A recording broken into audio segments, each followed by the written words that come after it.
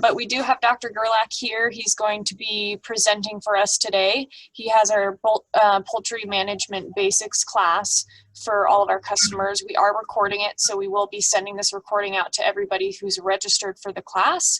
So you should be seeing that YouTube link on Monday at the latest.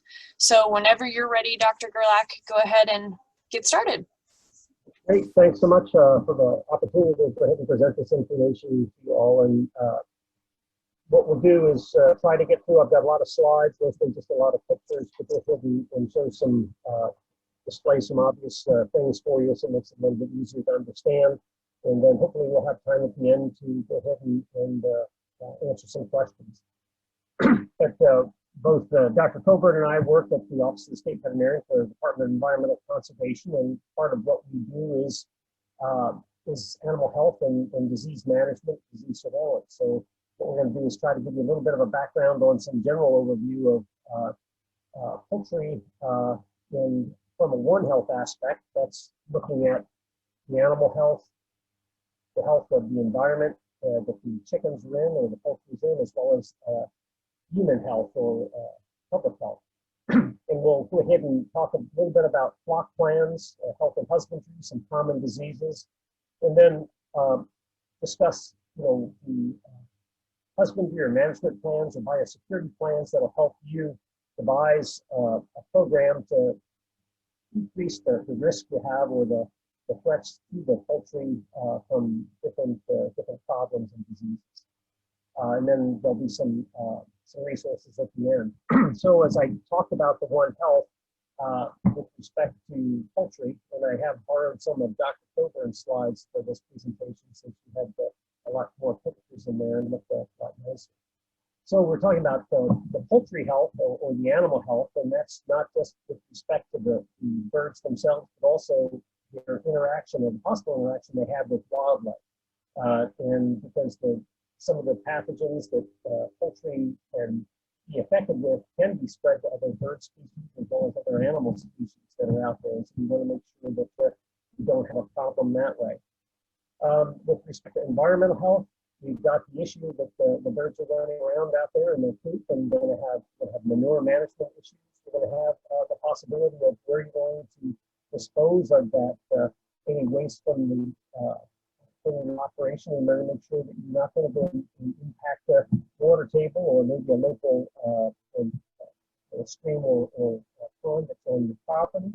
And then you've got the issue with odor, which can be a real problem with respect to maintenance, and you may get complaints about if you're not managing things right. And then the ultimate thing is the interrelationship with human health, because birds can carry certain pathogens or diseases that can be transmitted to people, and they also can carry different pathogens that can be transmitted to people through the food that they produce, or the eggs and the meat.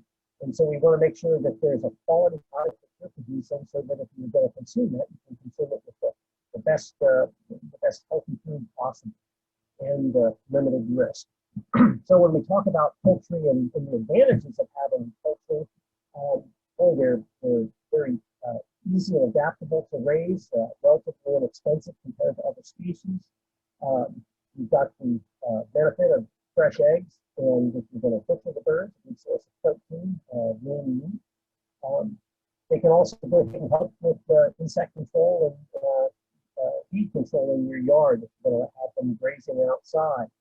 And like I said, they're going to produce the manure, and that can be manufactured into a high-quality fertilizer or compost that's handled properly. And it can be just a rewarding hobby and small business.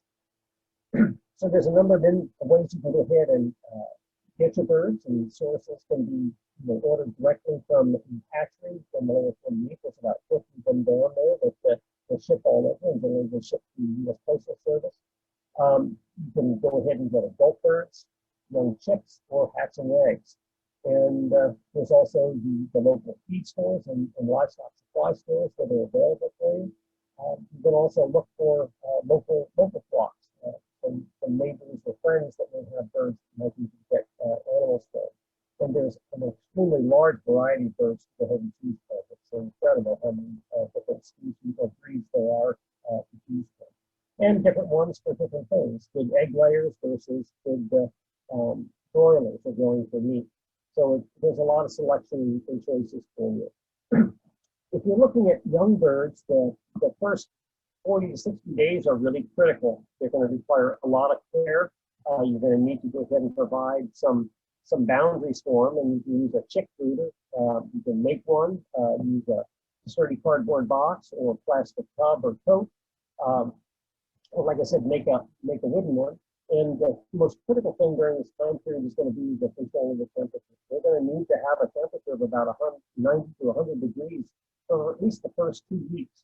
And then after that, you can decrease that the local temperature in the area of the brooder about 5 degrees every week until you get down to ambient temperature and inside temperature in a way to get and provide a suitable environment for the birds. With respect to bedding, there's a large number of choices and between pine shavings, paper, hay or straw. We generally don't recommend using cedar shavings because of the odor that's there and then can have an impact on the bird's health. So cedar may smell nice, but it's really not good for birds and pets to be around too much. With respect to food and water, you're going to really need to go ahead and this is probably one of the most critical areas with respect to having healthy birds. You're going to want to make sure that they're on the proper feed. So for chicks, your chick starter that will go for about the first 6 weeks. You want to make sure that you have the proper setup for water so that the birds can get to the water. And in some cases, you may need to use some vitamin supplements, and that'll depend on how what type of bird you have, the breed, as well as other factors. And the whole idea is this first 40 to 60 days is to slowly adapt those birds so that they can go out into an outside environment, either full-time or just part-time. Like now you wouldn't have birds out full-time because it's just too cold for them. And the one thing you'll note is that these birds grow extremely rapidly. So you can have a layer going from a chick to a laying condition in 19 to 24 weeks. And with broilers, they're even more rapidly growing. So within 5 to 12 weeks, you're going to maybe have a bird that's going to be big enough to go ahead and harvest and have some meat for it. So after that first 40 to 60 days, you're looking then transitioning from birds to a coop. And the ideal thing is that these birds are feathered out and then they're adapted to the temperatures that they're going to be out in. And with respect to coops, there's a wide variety of designs that you can use. But generally, you wanted to have about 2 to 3 square feet per bird in the coop. And outside, if you're free ranging them, they generally recommend about 4 to 5 square feet per chicken. It's really critical with respect to in the coop itself, if they're going to be in there all the time, to provide roost and even a dusting area, because birds like the dust and that's part of their normal behavior. It also helps decrease the number of the problem with external parasites like mites and lice. And with the roost, you want to make sure that if you're going to provide roost there, make it easy for you so that you can go ahead and clean under them. It's easy to go ahead and work around there. The other thing you want to do with respect to having these birds in this next stage in your coop is to make sure you can keep them safe, because there are, you've got wildlife out there and predators that may go ahead and harass your animals, as well as your own pets, or maybe a local or neighborhood dog or cat can get in and cause some problems. So it's really going to be something to go ahead and consider and think about. So like I said, with housing, there's a wide variety of things to talk about, and we've covered some of these topics. And the thing is that these coops that you can use can look really whatever you'd like to go ahead and have. And they can have from something that's really permanent with respect to the 3 of these options. And then you can have mobile coops that can go ahead and have birds outside. So they get down in the bottom, climb down from the coop itself, and then they can go ahead and graze outside on the grass. And then after a day or 2, you move it to a new location. So there's a lot of different options for you.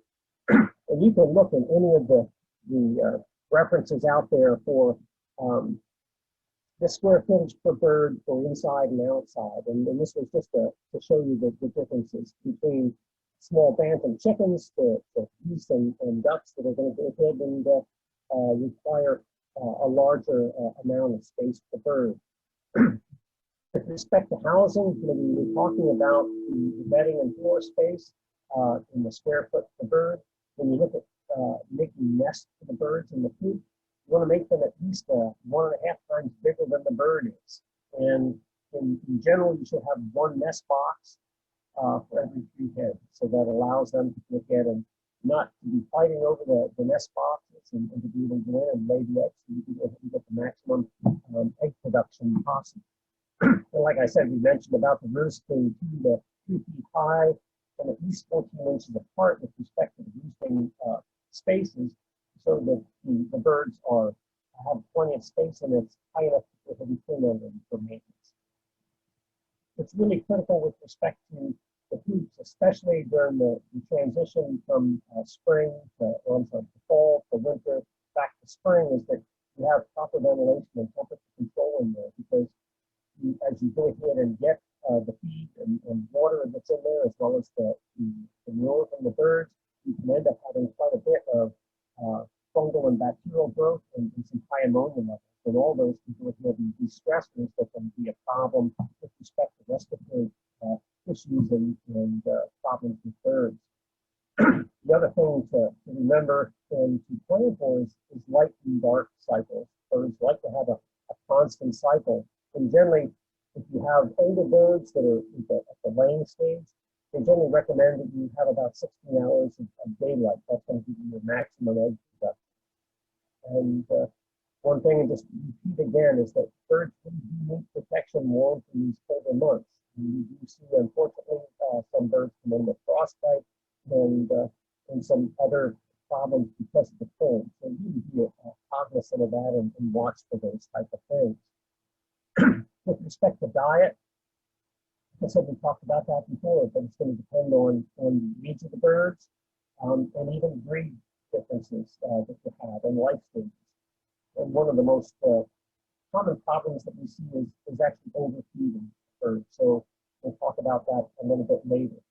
But the idea is that you want to have a balanced diet and try to balance it as much as possible. So buying a commercial pre-made feed for the life stage of the bird is ideal. And you can, in moderation, use kitchen scraps and scratch with the birds.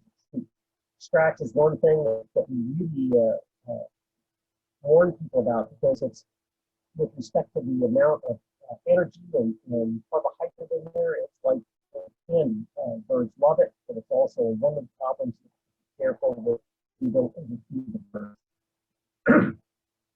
So, going back to talking about that a little bit more, you use the appropriate feed for the age of the bird and even for production levels. So, the high producing layers, you may want to have them up at a working level of 18 to 20%.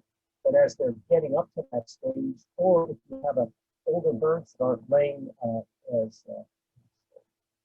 consistently and aren't as stronger producers, you don't really need to go ahead and have such a high protein level. So it's something you have to watch and monitor your birds, and that's one of the aspects of a herd or flock plan, that you can go ahead and keep records on the birds, watch their body condition, and change the diet according to the bird's needs. The one thing about the feeders and waters, they're going to change with respect to the bird's age. So as they grow and are bigger, then the roost and so the feeders and waters are going to be different, so the birds can get into them. But you should also always try to make sure that the birds can't walk inside a feeder, because they will defecate in there and then foul and the food. And if the water is too big, they can walk in there and then contaminate the water. So you want to make sure that they're not going to walk in those things, and you don't want to have roosts above them or the construction of those water feeders, so that the birds can roost on top of them and then foul and have a problem with dirtying the feed and water. We talked about treats and kitchen scraps. That's great. These birds can be good and manage and feed a variety of different foods. And then oftentimes, one of the things that we look at and we talked about it once before is from the scratch. It's high calorie, and you really want to make sure that you just don't overfeed those birds. So if you're getting feed scratch consistently to the birds, then you may want to cut back on the amount of commercial feed or whole feed that you're giving those birds. The other thing that birds need is oftentimes, especially if they're eating scratch or whole grains, is some grit, and you can use oftentimes those sand and small pebbles. But oyster shells work very well. They can be a good source of calcium that they need for making the eggshells. And some people will even go ahead and use eggshells for the birds to go ahead and as a component of a scratch-like component, a grit-like component. But if you're going to use those, you need to be really careful and not give them whole eggs. If you're going to use that, you need to crush them down so that the birds aren't used to eating or seeing an egg and eating an eggshell. Because if you do that, then they can go ahead and start to go ahead and eat their own eggs, and you can see that have fewer eggs to harvest. So as we talk about flock health and husbandry, that's balanced out with proper nutrition and diet, and ventilation and bedding, and you want to make sure that those things are part of your flock plan. And you have to remember that the flock plan is going to be unique for each farm, because each owner is going to have a different design or management design. If they're going to have maybe birds that are kept indoors or outdoors. So this is something that you design for yourself, and you try to go ahead and look and do a risk assessment to make sure that you're evaluating the chicken's health and the management aspects of food and water, and you want to try to go ahead and do this to meet the goals that you're setting. If you're trying to go ahead and raise birds for egg production, it's going to be a little bit different flock plan than if you're raising broilers. So the one thing that you want to look at is that flock plan is that birds are exposed to diseases and pathogens in several ways. It can be from poor sanitation, where you have limited ventilation, buildup of bacteria or debris and poop. They have ammonia and dust, and then make them more prone to respiratory diseases or respiratory illness. But that too much manure or not clean bedding can also go ahead and predispose the birds to picking up GI problems, or gastrointestinal problems, either parasites or bacteria that can cause problems. One of the prime risks you have with respect to your management plan is going to be looking at visitors coming to the farm, because whether it's people coming in there or other animals that are going to be around your birds, or even the equipment you bring in, anytime you have somebody or something coming in close attached association with your birds, you have a risk of that entity bringing in a pathogen or a parasite or a worm that can come in and cause intestinal problems to your bird. The biggest risk can be from people visiting, especially if they own other animals or their own birds. And the other big risk is wildlife and rodents. And so when you look at those type of things and you look at how your feed is stored and how it's distributed to the birds, those type of things can really decrease the amount of attraction for wildlife or rodents around, or wild birds around the house to go ahead and interact with your birds. Oftentimes, if you have a coop in the backyard, you wouldn't want to go ahead and have bird feeders back there for the wild birds. If you're going to do that, make sure your bird feeders are away from where you're keeping your chickens, so you don't attract the wild birds to where your chickens are. The other aspect of your flock plan is to go ahead and, when you look at new birds coming into your flock, if it's a nice healthy flock, you want to make sure that any new birds aren't going to be bringing something new or a problem into the flock. So you want to actually keep them separated for maybe a week or two to go ahead and have them get used to your farm or your chicken coop or your backyard, and then slowly introduce them after that into the flock, so that there's not going to be a problem of a sudden interaction with new birds where they could end up having social problems or fighting, or the fact that just bringing in let's say, a parasite or a pathogen. And when you look at your flock plan, and especially in the fall when it comes down to the agricultural shows, you really want to be careful with respect to traveling to shows, bringing birds there, and then bringing them back. When you bring them back to the farm, you don't want to just introduce them back into the flock. But keep them separated again for another, at least a week, and preferably 2 weeks, to go ahead and make sure that when they come back in, they're not bringing something back. So the last thing you want to do is bring the birds back in, and then 2 or 3 days later, if they get sick.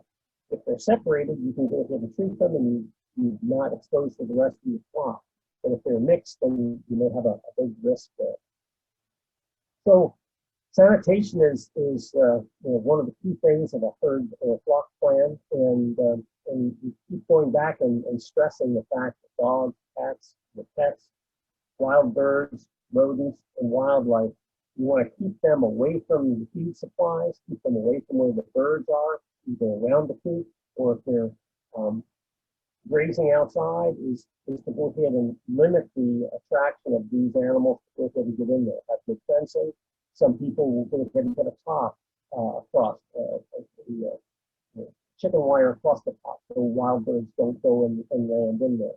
Because these things, these other birds and animals can go ahead and bring in some bacteria like Salmonella that can bring in Coccydia and parasites like Neospora. So that these are things that can be a risk to both your pets and to you, because the bacteria that can go ahead, they can bring Campylobacter, which is really common with birds, Salmonella, but also E. coli, and like I said, other parasites.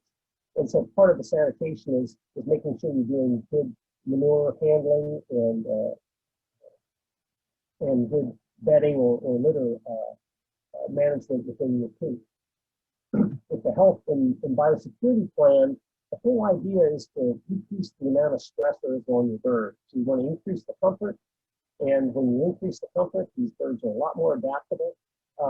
And so if there is less stress on them and they're comfortable, there's less chance for, if the pathogen does come in, whether it's a bacteria or a virus, they'll be more likely to be able to go ahead and defend themselves and not succumb to that disease. And obviously that result is going to be increased production, whether it's going to be increased growth, so that you have a bigger, heavier broiler, that you're going to have a nice meat production from there, or just increased number of production of eggs. And like I said, this plan is going to be unique for your farm. It's going to depend on the type of birds you have, whether they're ducks or geese, or if they're chickens, layers, or broilers, or turkeys, or even game fowl. And we talked about the health and biosecurity plan. So you have to keep looking at the risks and the benefits. So you may want to say, hey, I do want to have the neighbors come over and check out my birds and show the neighborhood kids how to raise chickens. So you take appropriate steps to go ahead and make sure the risks that you're taking are going to be minimized, and the benefits are going to be there for you and what you want to accomplish with your flock at home. And so when we talk about litter management, we talked a little bit about this, is not to use cedar. You want to go ahead and make sure that litter is there, it's absorbent, so it's going to go ahead and keep any of the droppings dry and not allow tunnels or any water accumulation. It's going to be, generally, we talk about having it 6 to 8 inches deep for adult birds, because they do like to scratch in there. And if you have it less than that, you may be looking at having to go ahead and do a lot more cleaning on a regular basis than having a good layer of clean, dry litter there. And it's going to be really important with respect to keeping that dry and keeping good ventilation, so that you don't have a buildup of humidity and ammonia in the coop from there. With respect to behavioral needs, that's going to vary with each individual breed. So ducks and geese, you don't want to have maybe access for them to have a larger area to go ahead and swim and get into the water to clean, where chickens, it's not really needed. But chickens, we like to go ahead and, like this one on the side here, like use a dusting area to go ahead as just for normal behavior. We just like to go ahead and play in the dirt, as well as it provides a benefit for decreasing the buildup of any type of external parasites that may be a problem. of lice or mice. And the idea of social interactions and roosting is to go ahead and provide enough space for birds, because if they get too crowded, you're going to see a decrease or an increase in interaction aggression among the birds. And chickens can be notorious for finding the smallest or the most timid of the flock, and the birds get ahead and can be on them, keep them up pretty badly, and even start to go ahead and peck and cause open wounds on them. So those are the type of things that you go ahead and you make plans for, and then you keep monitoring the birds to go ahead and see if you need to go ahead and change them with respect to the number of birds you have, or maybe increasing the number of nesting boxes or roosting areas, so you can go ahead and have a nice social interaction for those birds without causing a problem. And we talk, I continually try to fill up these a reminder again about biosecurity. You want to go ahead and do the things that the USDA has stressed in their outreach with biosecurity is you want to make sure that you keep your distance. And that aspect of it is try to keep visitors to a minimum. And if they are going to come in, you want to make sure that you have an area where people can wash their hands, wash their boots, and so then they decrease the chance of them bringing anything in there. And from her aspect of washing your hands, washing your hands before you go in to handle the birds and feed them, or to collect eggs, and then when you get back out, wash your hands again after you go ahead and handle the birds, so that you're not carrying something out of that flock area back into your house, or to have interaction with your kids, because they can go ahead and pick up a lot of the bacteria that are normally around birds, and that can make them pretty sick. So you want to make sure washing your hands and sanitation is really important. Washing and sanitizing equipment. So you want to make sure your waters are clean and your feed troughs are clean. And they're going to need to be cleaned on a regular basis, especially you don't want to have leftover food in there that can be causing a problem with mold or bacterial growth. And especially if you're bringing any new equipment in, to make sure it's cleaned and sanitized before you bring it into the feed. With respect to problems, keeping records is going to be really important with respect to knowing the behavior of the birds, if they're showing any signs of illness, whether it's a puffy eye or runny nose, or abnormal droppings, if they're having diarrhea or blood in the droppings. And so you want to go ahead and, if you see those, ask questions and report problems. You can go ahead and contact the Cooperative Extension, your local veterinarian, and other producers that are out there, other backyard pet builders, because they may have some information that can be helpful. And if any big problems develop, you can definitely call our office with respect to that. We do consultations that way. And in cases if there's any morbidity or deaths, that you can go ahead and provide some diagnostic work with respect to even doing necropsies to help determine what's going on with the birds. So the obvious thing with biosecurity is you need to be vigilant, you need to think things through, and really keep records so that you have some way to go ahead and monitor the progress of the birds and make sure that there's no problems there. And that can be a simple thing of reporting the number of eggs that you're harvesting each day. So if you're normally getting 10 eggs a day, and all of a sudden you think, gosh, what's happened? I'm only getting 5 eggs now. What happened? Normally you'll see something, it can be sudden decrease in that, but oftentimes it's a gradual decrease. So if you can catch that gradual decrease early, then you can go ahead and solve that problem a lot earlier. And so this was a survey that was taken in Wisconsin, where they were talking to a bunch of backyard producers, and they had the difference is backyard producers and people who own game found. So they looked at how many of the farm or how many of these premises or backyard operations used footwear precautions like foot pads, how many used hand washing before and after handling the birds, how many allowed visitors in the poultry area, and if they had wild bird feeders on the property, or if they had a lake or a pond or a stream next to the birds. And when you start to look at the percentages of there that you see that the increased percentage of any of those things are going to increase your risk to your birds. And so it's something to go ahead and evaluate and look at what your biosecurity practices are and how best you can go ahead and manage those to decrease any type of problem that you're going to have with your birds. We're going to go through and just, I'll try to look at a number of common health issues that we see here at the office and in consultation with bird owners. But common health issues can be related to the type of breed of bird that you have. Broilers have oftentimes different problems than layers do, but they can share certain viruses and bacterial infections as well as parasites. And you have non-infectious problems. Common problems that we see are nutritional deficiencies or imbalanced diets, as well as obesity. That's one thing I hadn't seen in a number of years of practice until just recently, maybe the last, well, probably the last 20 years I've been up here as a state veterinarian.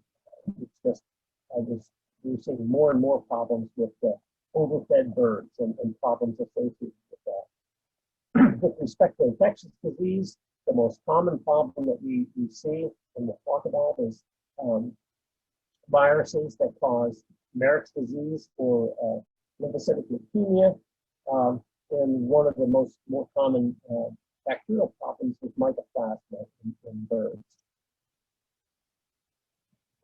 So one of the management problems that you can see can be egg-bound birds, and this can be potentially life-threatening. What happens is the bird layer is trying to lay eggs, and they just can't get them out of their cloaca or the vent area in the back, and egg production keeps occurring. So another egg comes in, and another egg comes in, and this could result in a big disruption in not having the bird feel well, so they're eating the abdomen can get swollen. They actually can develop an infection secondary to that. And in some cases, if you notice this early, and that's part of the observation period you do, picking your birds up and checking them, if you see that and determine that it is an egg-bound problem, you may be able to go ahead and use some mineral oil or some Vaseline around the cloaca, around that back end of the bird, so it can help remove that egg and remove the obstruction. And the other thing is, if you feel uncomfortable with that, is definitely contact your veterinarian for help with that. You can see the picture of the bird and the internal organs there. And in the picture, you can go ahead and notice that the ovaries are in the center of the bird, and you can just see these little round, varying sized yolks that are developing. And then behind that is a large white organ, that's the shell gland. And then what would happen is that shell gland, the eggs would, if develop, come out the cloaca.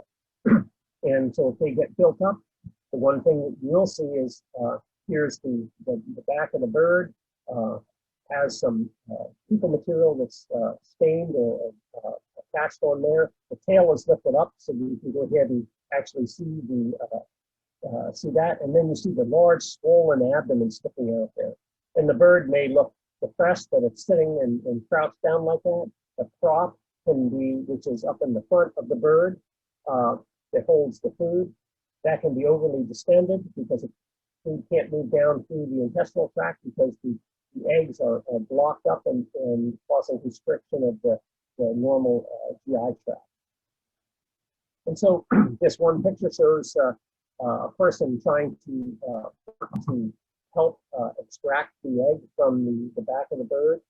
The other two pictures are unfortunate birds that died from the impaction, and you can see the yellow material that's in the abdominal area there, and this yellow material here are actually remnants of an egg, because once the shell gland and the uterus gets so filled up with eggs that they can't pass, and the bird keeps laying eggs or keeps producing or taking eggs, the yolks from the uterus or the ovary, they can get released just into the abdomen, and that can cause a what they call the egg yolk peritonitis.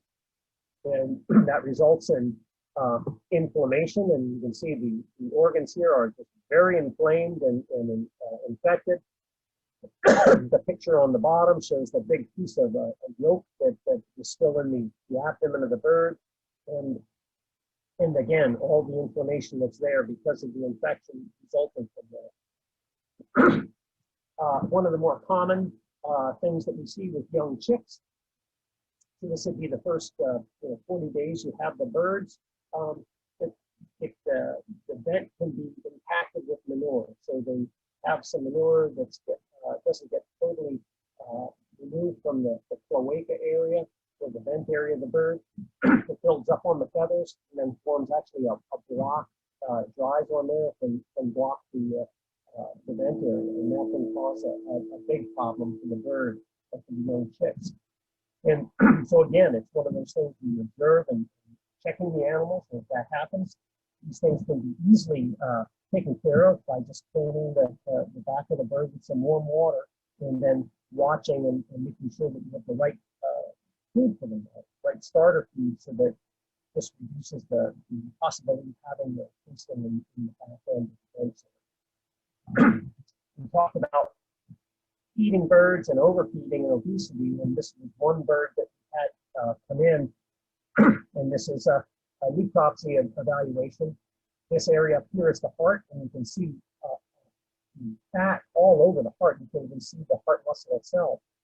The organ behind it is the liver, and there's 3 large lobes you can see in this particular bird. The one that's closest to the ruler is almost completely malcolored. It's yellow because of the fatty deposits that are in there, and it causes a hepatitis. The other 2 lobes of the liver aren't as badly discolored, but they normally should look nice and homogeneous with a red coloration to it.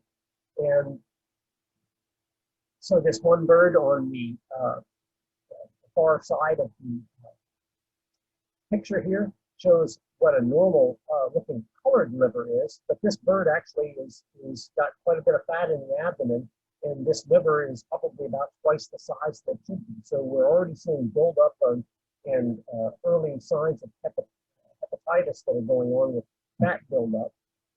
This is a later stage where you see an enormous amount of fat in the abdomen.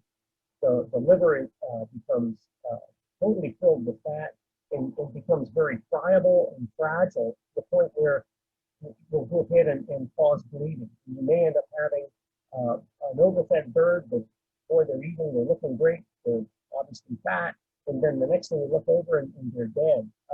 And this can happen because that liver can rupture and then they can just totally bleed out. And this is on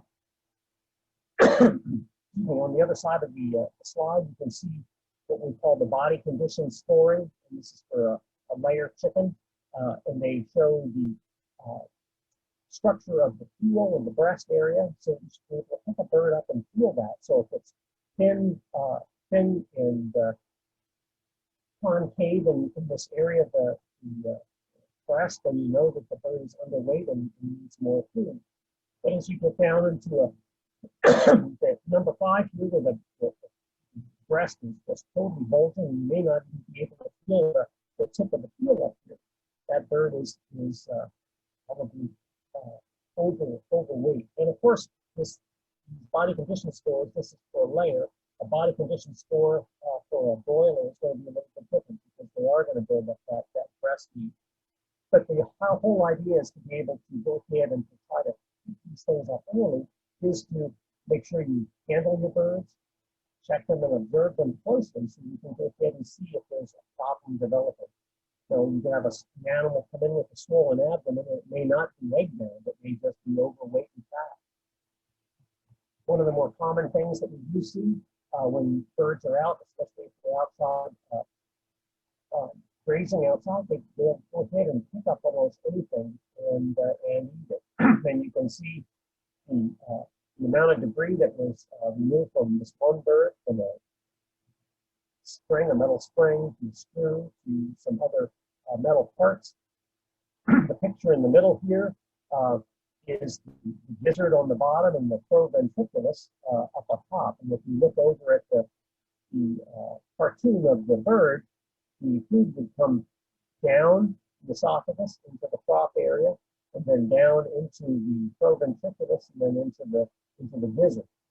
And so this animal had, this bird had some screws and some large rocks that were in here.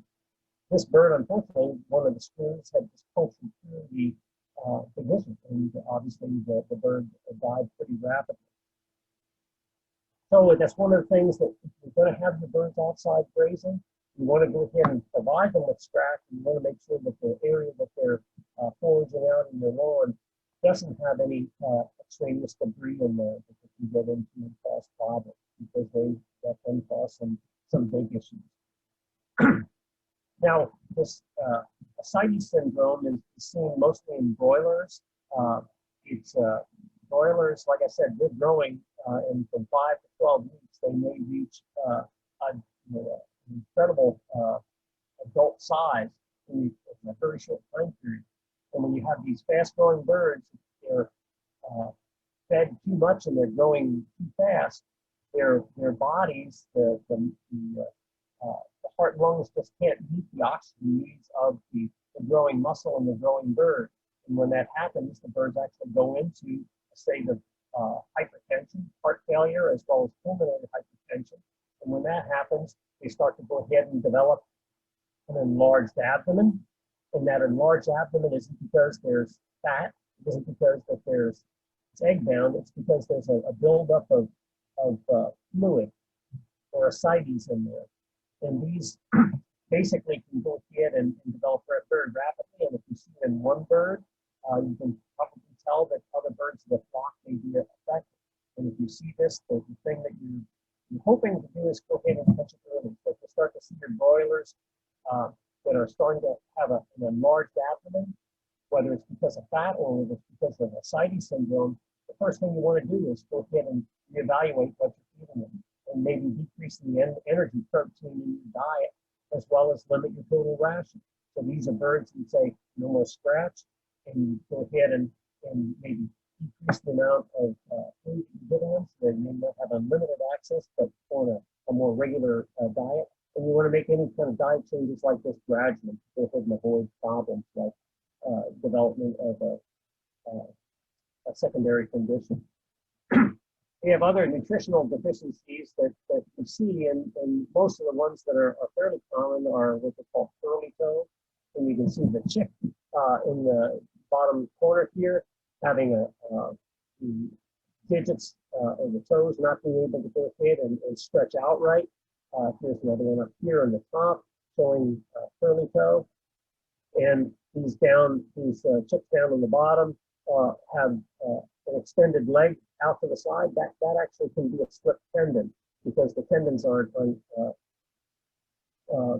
in the right position in the leg. And these can be related to a number of different vitamin and mineral deficiencies. Generally, the vitamin deficiency of curly toe is a deficiency in B vitamins, and that can be easy to fix or repair by just using a supplement that you can get from the food store. With respect to the other thing that can happen with curly toes and slip tendons that can be due to a vitamin D deficiency, so that you're going for an imbalance in the calcium and phosphorus level in your diet. So the whole point on looking at these type of nutritional deficiencies is the fact that we need to make sure that they're on the correct diet for the growing stage of the bird, as well as the proper amount that they're not getting over-supplemented or under-supplemented with a mineral supplement or improper food or even vitamin supplements. So you really need to go ahead and watch very closely your diet and management for these conditions. Like I said, one of the most common problems that we've seen up here in Alaska has been the incidence of Merrick's disease and lymphoid necrosis. These two diseases are both caused by viruses, two different types of virus. most of the time when you see these, the most common is Merrick's disease. And oftentimes young birds, when you're buying chicks from a hatchery, a lot of the hatcheries already vaccinate for this. But what we are seeing is that Merrick's virus is adapting and changing, and we're seeing some that are becoming actually more resistant to the vaccine. And so sometimes the vaccines aren't effective at controlling it. And so even though a bird may be, a chick may be vaccinated, you still may see development of Merrick's disease. But if you're hatching your own birds at home or buying birds from somebody locally, they're probably not vaccinating for Merrick's disease, and then you may have an increased risk with that. So I said most of the time with Merrick's disease, we see birds that are lame or seem to have paralysis in their legs, and that can be just one leg or both legs, but they're having a hard time walking. And Merrick's disease can also cause individual tumors that can be spread throughout the body of the chicken. Oftentimes, this picture down here shows the number of tumors in the liver. The lymphoid leukosis, this is the sign that you would see is the tumors, but you can see tumors with Merrick's as well.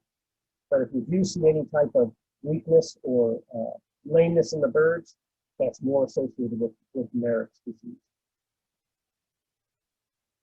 Respiratory diseases are very common with poultry, and they can be caused by viruses, they can be caused by bacteria, as well as just even exposure to high levels of ammonia that can cause irritation in the bird's lungs or in their throat area.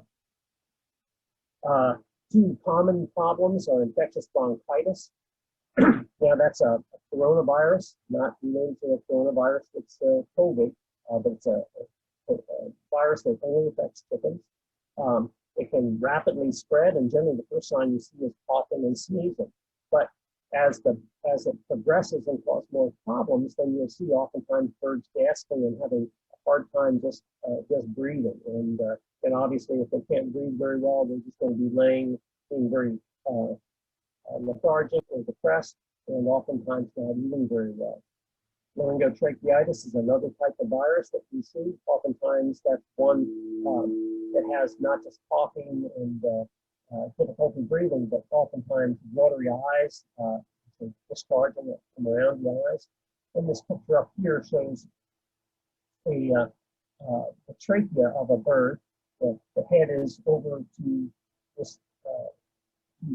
On my screen, it's on the right side, and then the body's on the left side. You can see the large areas where it's reddened and inflamed in the trachea, where it should be this nice whitish pink, and then some very dark areas with some severe deterioration and necrosis going on in that bird. And so you can imagine why the bird's having a hard time breathing. Mycoplasma is one bacteria that you see very commonly. The most common sign that you see is it's in the adult birds that are having problems.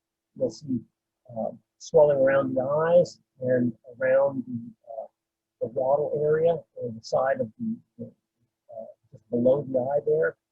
You can see mucus discharge from the nose. In this case, that mucus has just been attracted a bunch of dirt and liver there, so that's why you're seeing that. The bird has a little bit of an open mouth, having some problems breathing.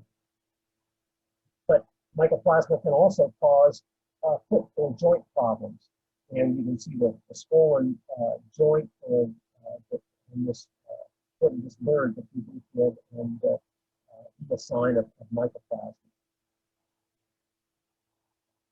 Cow cholera is a bacteria called Pasteurella, and oftentimes we see this as swollen wattles. You can see some respiratory problems with that as well, but the swollen wattles are probably the primary sign that we see, and they can go ahead and cause very acute infection and rapid death of birds. And but sometimes in more well cared for birds or healthier birds, you may just see a localized infection, like I said, the infection in the wattle area, or maybe diarrhea and depression. And so oftentimes just the signs that you see may not be just unique to one type of pathogen, but can be shared by different pathogens. Parasites are a very common problem with birds, and they can result from roundworms that is showing up here in the upper corner. External parasites like lice, up on the top page is a close-up of lice, and mites, and these are very common, and they can be very difficult to go ahead and get rid of in your food once they get infested in it, and they can survive very cold weather, so it's a problem. And chickens also can get and transmit bed bugs. Normally, you think about just being a human problem, but chickens can go ahead and cause that.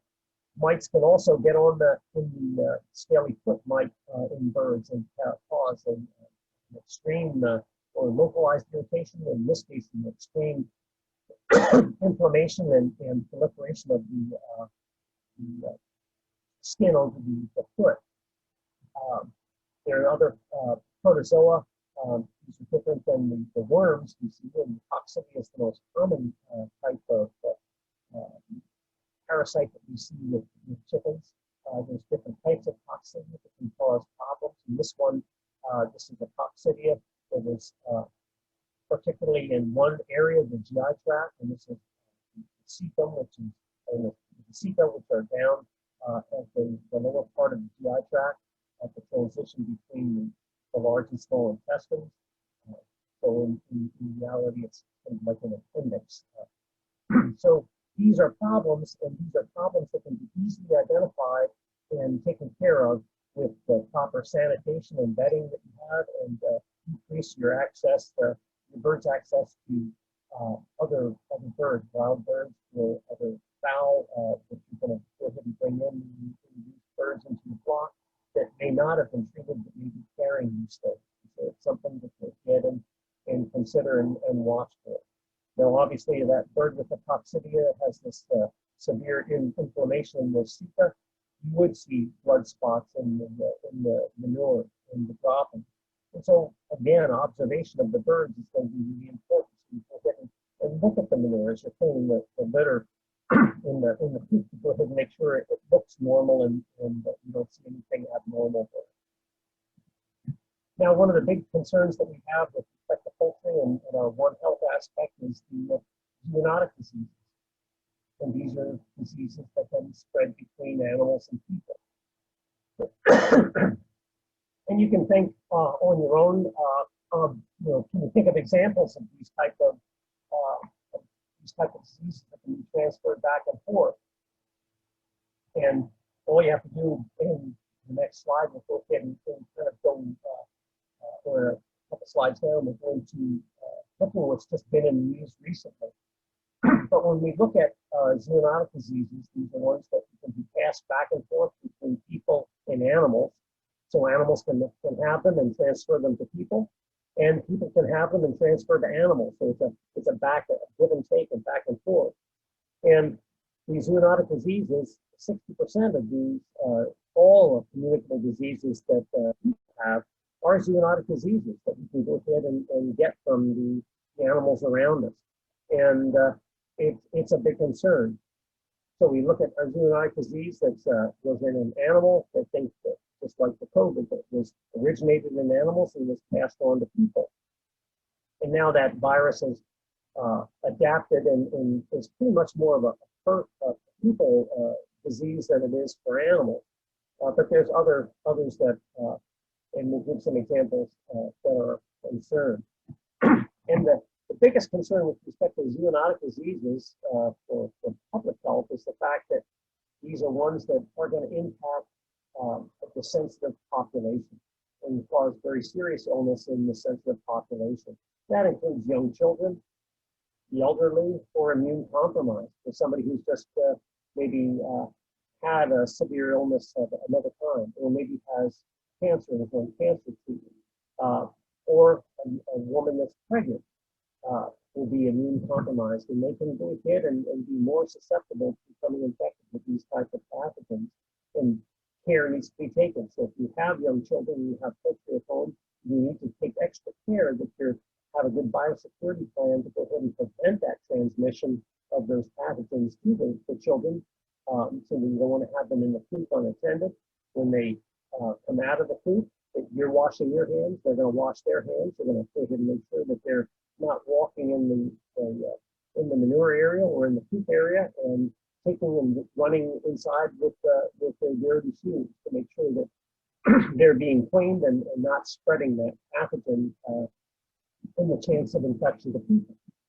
And the thing about a lot of these zoonotic diseases is that the animals that carry them aren't necessarily sick. They can look really pretty healthy and still be shedding virus or bacteria.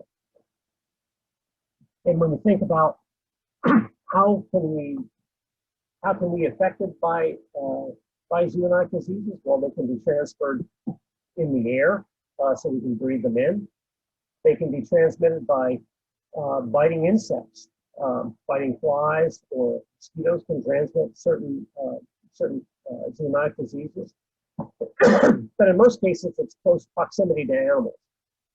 And so if you're handling an animal and they may have been out and running around in the dirt, or maybe have some contamination on them, and you touch them and it gets on your hands, and you can transfer that to the food you're eating or to the tools that you're using that you go ahead and get exposed to that way. You can also obviously get an infection from scratches or bites from an animal. In the last part of exposure, and this is part of the thing about our biosecurity, we talked about having good quality products that your birds are going to go ahead and produce for you. So good quality eggs and a good quality meat that's not going to be contaminated. I'll try to go through this a little bit faster because we're up at a 2 o'clock time period. So Salmonella is probably the biggest problem that we see with poultry. Salmonella can cause illness in birds, but Salmonella is all over. It can be in livestock, it can be in poultry, as well as wildlife and just in the environment. And so that's why you have your biosecurity plan to go ahead and try to decrease contamination of your birds. And then you have a plan to go ahead and handle the eggs properly. So when you bring them into the house, you're not going to go ahead and bring in something that can be a problem for you or your children. So the eggs, the exterior of the egg can be contaminated with the feces from the bird. But with Salmonella, if the bird's affected at an early age, they can go ahead and become a carrier for Salmonella, and they actually can deposit Salmonella that's going to be in their ovaries, and that every time they lay an egg, that Salmonella can be inside the egg. So you can wash the egg and keep it really clean, but if you don't cook it properly or don't cook it well, then you can have a problem. That's one of the big concerns, and one of the recommendations from public health is not to eat raw eggs. And for a recent survey that was done on farms across the U.S., it was found that about 7 to 10% of farms had birds that were contaminated with Salmonella. And in the news, we've seen talk about just yesterday was an outbreak that occurred in Europe. There were 9 different countries that were linked to a Salmonella outbreak that was associated with poultry products. And in this case, that Salmonella was transmitted through the meat that was harvested from those birds. In the United States, we've seen this chart down here shows the live poultry linked outbreaks in the U.S., and this goes from 1990 to 2015. And it shows the gradual increase that we were seeing with that outbreak of Salmonella in people because they were handling poultry or being around poultry. It started to go ahead and decrease in 2015, and then from 2015 to now, it's skyrocketed again. And last year alone, there were 1,700 people that were reported infected. And so this was a number, and these were a number of cases. So not just individual people, but number of cases. So several people may have been one case that were infected. And they were reported from all 50 states. So we had several outbreaks up here from children who got sick from Salmonella from handling poultry in their backyard. And overall in the US, 24% of the people that got sick with salmonella were kids. And the majority of those were under 5 years of age. And so that's a very at-risk and high-risk population. And you need to go ahead and be aware of that and take proper precautions so that you don't end up having problems with your birds or having anybody in your family get sick. Avian influenza is one that you're hearing about now. It was a big problem back in 2014 and 15. There was a big outbreak in the United States. We're seeing an outbreak that's going on in Europe and in Asia, killing a lot of birds, as well as in Russia, the one-third flu that broke out has changed and adapted and has gotten people sick. And generally, the biggest problem are wild birds. Wild waterfowl carry the bacteria, the virus, the Avian influenza virus, and they show very little signs, if at all, of a problem. But they carry it and spread that virus. That's why one of the reasons you want to have a biosecurity plan that makes sure that you're having a barrier between wild birds and your poultry. In chickens, it can cause a very high mortality rate. Upwards of 90% of the flock can die from this high pathogenic virus. The low pathogenic strains generally have milder symptoms, but they can mutate and they can go ahead and convert to high pathogen strains. So the idea that we have is try to go ahead and eliminate the risk for influenza in our backyard flocks as best we can.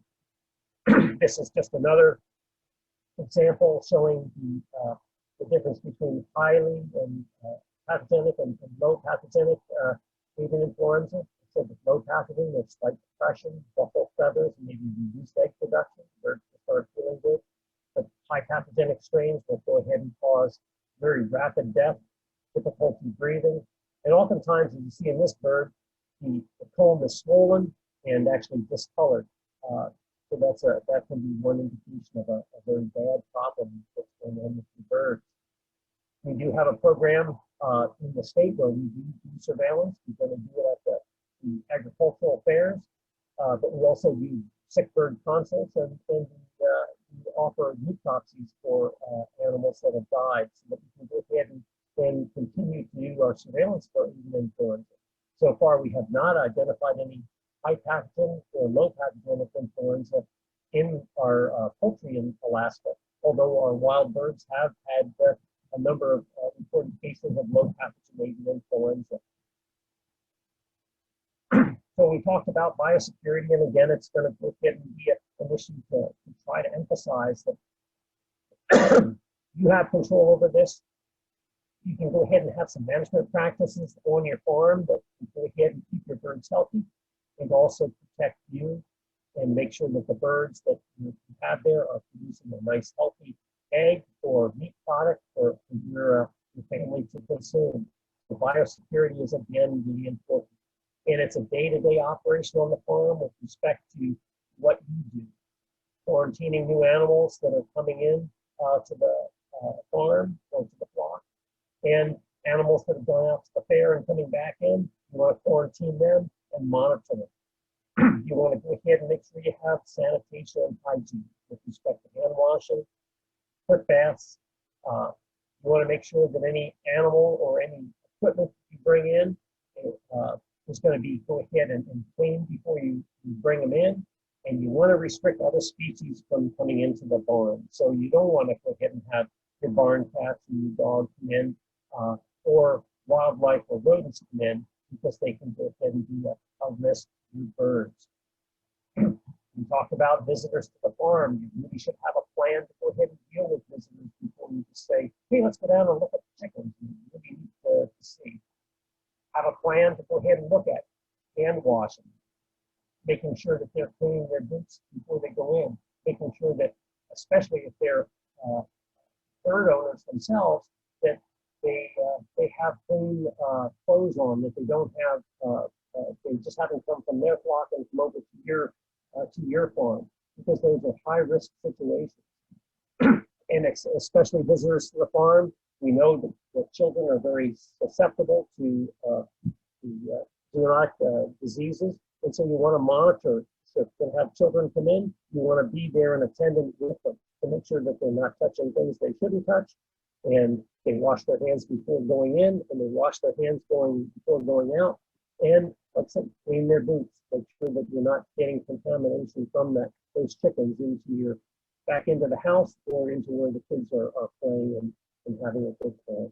And this will be just about to the end here, talking about record keeping again. It's one of the most difficult things to do because it's easy to go out and just feed them and water them and collect the eggs, but you really need to go ahead and keep records so you can go ahead and check body weights to make sure that you're not feeding too much food.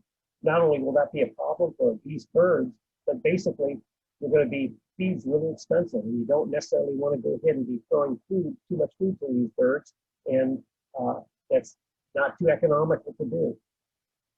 So keep track of your food, your feed and supplies. And the other thing is you want to do is, like I said, make those observations, pick the birds up and check them and examine them. Make sure that you go ahead and note any morbidities or sick birds or mortalities.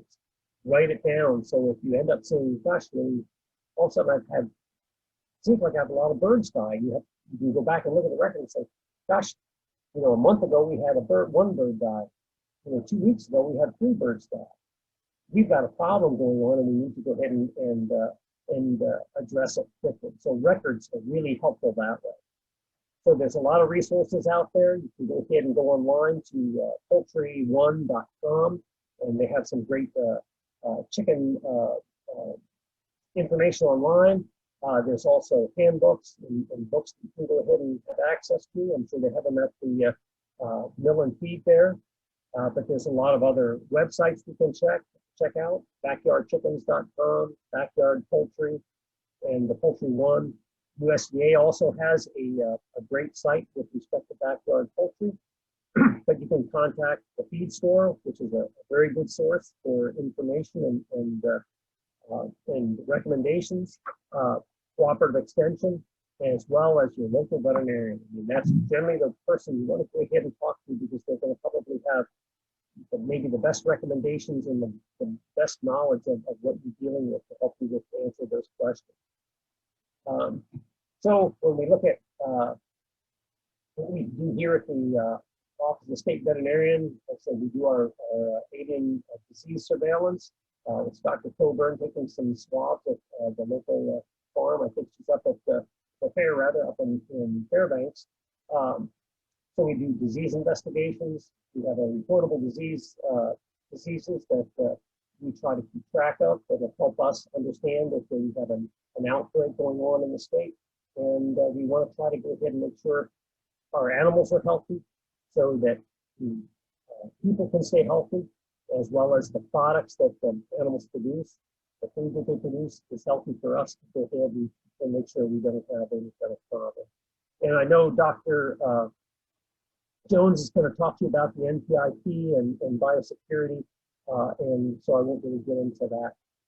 But you can go to our webpage and check out the aspects that we have up there with respect to discussing One Health programs. And what you really want to do is, like I said, think about it, make sure you have a health flock plan for your birds, and to go ahead and take the best care of those birds. We're going to have the most fun with them. And this is just our contact information. And we are generally can answer emails as well as calls and questions. And that should wrap it up for me. I'm sorry it took so long. That's okay. We appreciate you doing this class for our customers. It looks like we really didn't have any questions come through, which is always a good sign. It means you went over a lot of great information. So again, we do appreciate you for coming and teaching this class again. For everybody, we will be recording. We did record the class, so we will be uploading that and sending it out via email to everybody that's registered. And it'll just be a YouTube link, so we should be getting that out to you no later than Monday. So if you don't have any other questions, I think we're all set. Great, thanks so much. Thank you.